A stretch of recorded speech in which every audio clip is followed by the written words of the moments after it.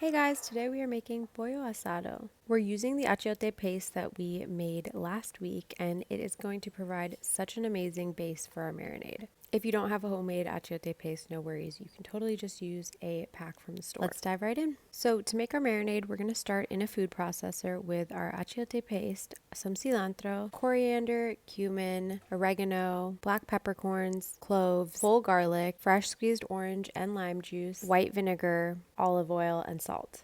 All of that is listed below. I know it's a mouthful. Once that's all in the food processor, you are ready to blend it all up, and that is the hardest part of this recipe.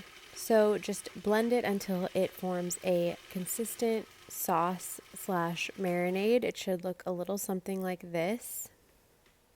And if you want a thicker marinade, you can definitely use less of the liquid ingredients. And then we're just going to pat our chicken dry as well as possible before we add that marinade, just so that it sticks really well. I'm using bone-in, skin-on chicken thighs here, but you can use any cut of chicken that you like. You could even do this marinade on a whole chicken. It would be so delicious.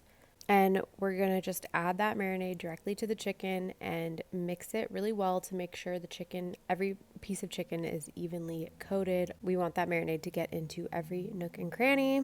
And then we're going to cover this and pop it in the fridge for anywhere from 4 to 8 hours. I only did 4 and it turned out great, but obviously if you are out of the house or if you do this in the morning, 8 hours is great as well. So once you are ready to start cooking, you're going to want to bring the chicken out of the fridge and let it come to room temperature for about 30 minutes.